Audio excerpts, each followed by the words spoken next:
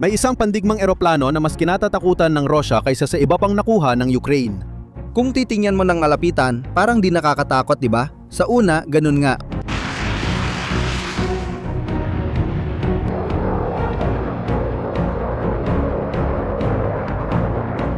Sa technical specs, mukha pa nga itong simple, mas mura at mas basic kaysa sa mga eroplanong pandigma na ginagamit na ng Ukraine. At kahit ganon, ang pagdating nito ang naging dahilan kung bakit kinailangang baguhin ng Kremlin ang buong estratehiya nila sa ere. Ang Gripen, isang eroplanong pandigma mula Sweden. Noong katapusan ng Mayo, tinapos ng Sweden ang kasunduan para ibigay ito sa Ukraine. Pansinin mo ito ngayon dahil ito ang sentro ng mga susunod na mangyayari. Delikado ang eroplanong ito hindi dahil sa ginagawa nito, kundi sa pinapawala nito. Ang totoong sandata sa kasunduang ito ay hindi ang jet, kundi ang distansya. At para maintindihan yon, kailangan nating magsimula sa problemang 2 taon nang nagpapawala ng tulog sa mga Ukrainyano.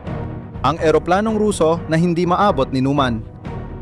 Simula na magsimula ang digmaan, nakahanap ang Rusya ng paraan para bombahin ang Ukraine ng halos walang panganib.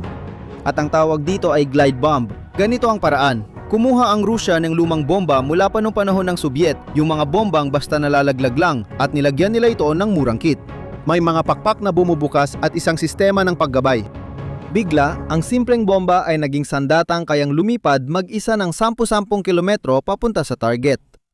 Bawat isa ay may dalang daan-daang kilo ng pampasabog. Ang iba ay umaabot pa ng kalahating tonelada. At ang nagbabagsak ng mga bombang ito ay kadalasan isang eroplano. Ang Su-34, ang bombardro nga sa unahang linya ng Rusya.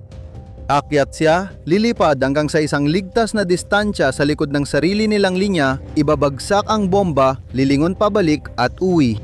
Hindi siya kailanman lumalapit ng sapat para mapasok sa abot ng depensa ng mga Ukrainyano. Ibabagsak niya ang bomba at agad lalayo. At ang dami nito ay nakakatakot. Noong Enero ng 2026, ayon sa Estado Mayor ng Ukraine, nagbagsak ang Rusya ng record na mahigit 5,700 bomba na may pakpak sa Ukraine Sa loob lang ng isang buwan. Sinira nila ang mga trinsera, pinabagsak ang mga gusali at binura ang mga depensibong posisyon sa mapa.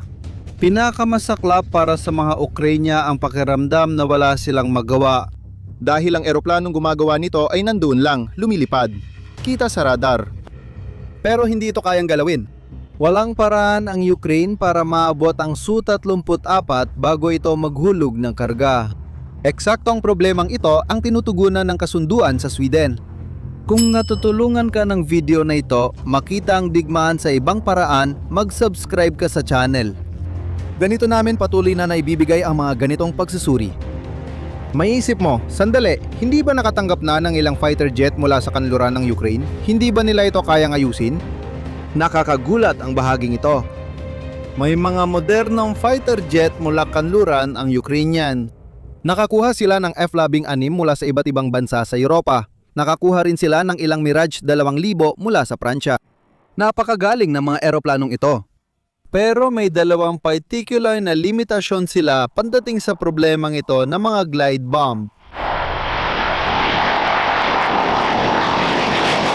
Ang una ay abot. Ang mga misail na dala ng mga fighter jet na ito sa Ukraine ngayon ay hindi umaabot sa Su-34 na siyang naglalabas ng bomba mula sa malayo at agad na umaatras. Kung ang F-16 ng Ukraine ay lalapit para makaputok, tapos na ng Ruso ang misyon at pabalik na siya. Ang pangalawang limitasyon ay mas malalim. At dito, halos walang nakakapansin. Ang mga kaluraning jet na ito ay ginawa ayon sa isang lohika. Ang lohika ng mga may malalaki at ligtas na base. Kailangan nila ng mahahabang runway na maayos ang pagkakaaspalto. Kailangan nila ng matitibay na hangar, matatag na maintenance structure at maraming espesyalistang tao. Ibig sabihin, kailangan nila ng eksaktong mga bagay na buong digmaan ay sinusubukang sirain ng Rusya. At talagang sinisira nila. Para magka-ideya ka, noong Hunyo 2026 iniulat na binubutas ng mga drone ng Ukraine ang mga konkretong silungan ng Rusya kung saan nakatago ang kanilang mga eroplano. Gumagana ito sa magkabilang panig. Alam ng lahat kung nasaan ang mga permanenteng base. Kapag alam ng lahat ang lokasyon, nagiging target ito. Kaya ang problema ng Ukraine ay hindi lang makakuha ng mas mahusay na fighter jet. Iba pa yon. May dalawang bahagi ang sagot dyan. Ang una ay ang missile. Dito pumapasok ang bahaging nagbabago sa kalkulasyon ng Rusya. Ang missile na tinatawag na Meteor. Ang Meteor ay itinuturing na pinakamahusay na long-range air-to-air missile ng kanluran. At ang sikreto nito ay nasa makina.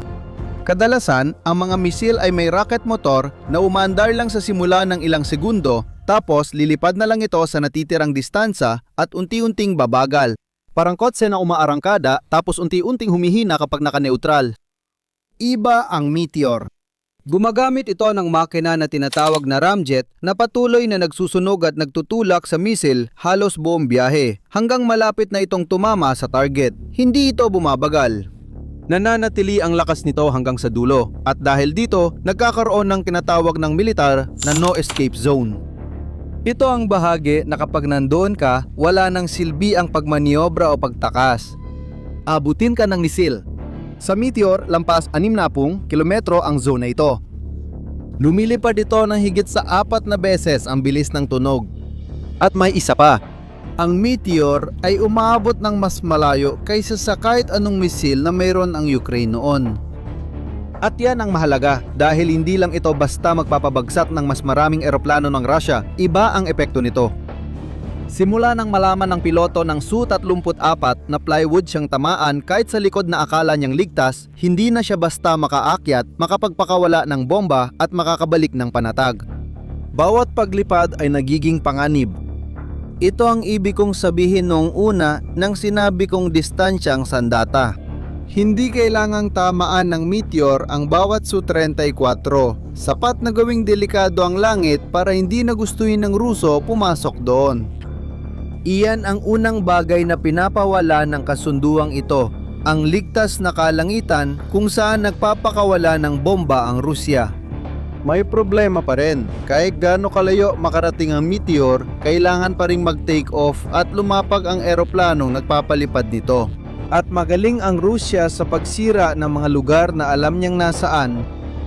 At dito ipinapakita ng particular na eroplanong ito, ang Gripen, kung bakit ito nakakatakot.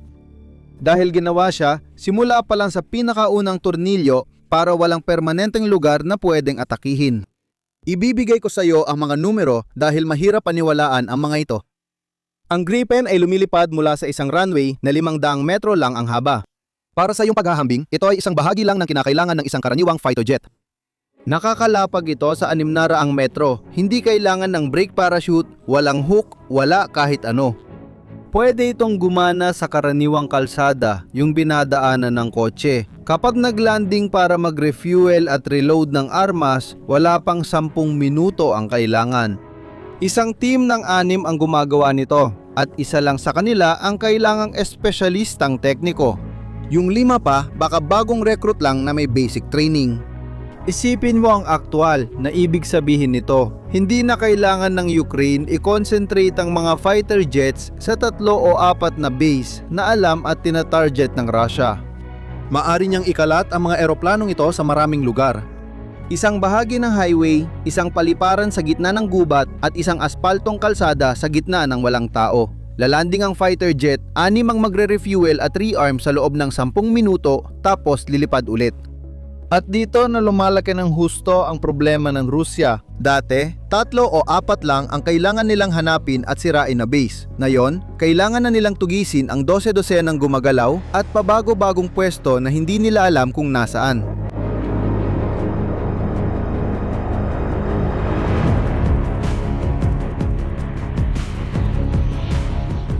Ito ang pangalawang bagay na inaalis ng kasunduang ito. Ang nakapirming target sa lupa. Ngayon, pagsamahin. Inaalis ng Meteor ang ligtas na impapawid ng Rusya at ng Gripen ang target sa lupa. Ang Rusya ay napipilitang lumaban sa isang kalaban na wala sa kahit saan at umaabot sa kanila mula sa malayo.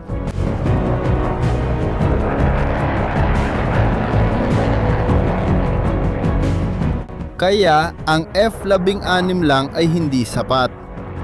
Gaano man kamoderno at kahusay ang bersyon na natanggap ng Ukraine, kailangan pa rin ito ng malaking base na gustong-gusto atakihin ng Rusya. Ang Gripen, hindi niya kailangan yon.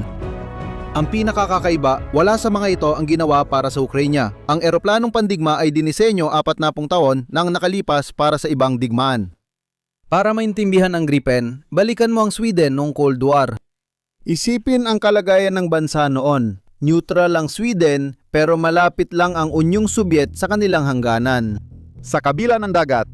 At may isang paniniwala ang mga Suweko na nagbigay direksyon sa lahat ng kanilang pag-iisip ukol sa militar. Kung magsisimula ang digmaan, ang mga base ng impapawid ng Suweko ay masisira sa unang mga oras.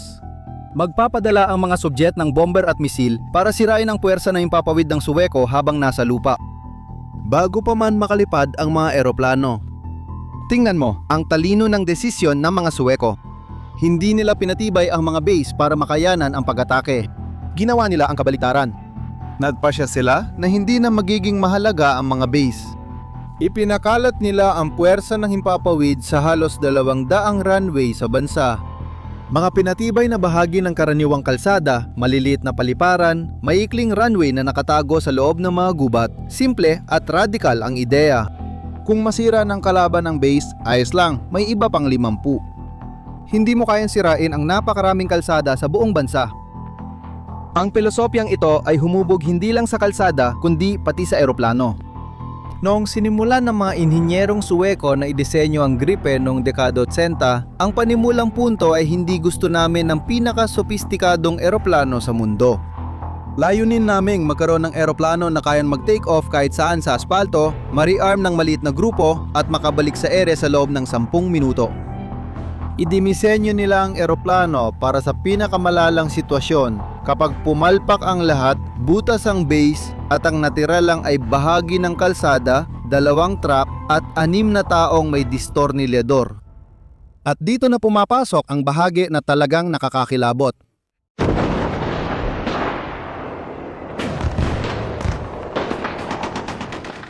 Hindi naganap ang digmaang iyon. Hindi dumating ang pananakop ng Sobyet na kinatatakutan ng Sweden. Ang Gripen ay ginawa para sa digmaang 40 taon ng haka-haka lang. Pero ang senaryong inisip ng mga Suweko sa isang bahagyang naibang bersyon ay nangyayari na ngayon sa Ukraine. Ginagawa ng Rusya sa mga Ukranyano ngayon ang ginawa ng mga Sobyet noon sa Suesya. Tinututukan nila ang aviation habang nasa lupa dahil doon ito pinakamahina.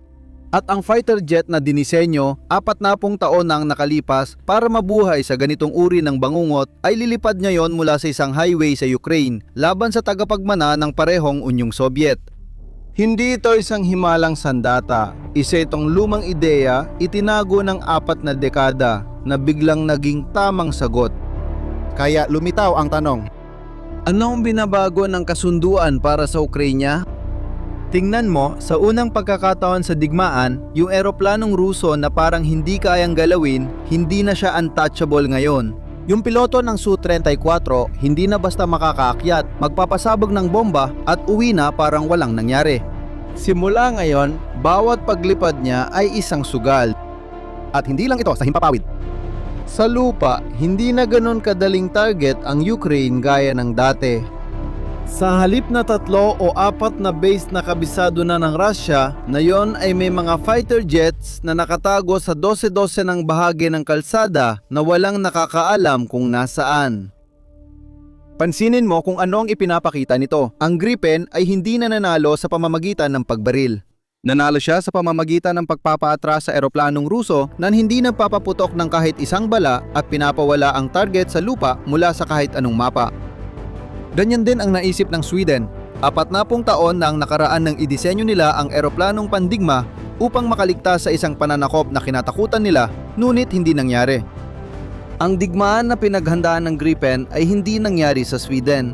Totoo, nangyayari ito ngayon sa Ukraine. Dumating ang fighter jet 40 taon ng huli, maling bansa pero tamang oras. Ngayon, sabihin mo sa akin, sa tingin mo ba makakaapekto talaga ang fighter jet na yan sa labanan? Isulat ang palagay mo sa ibaba.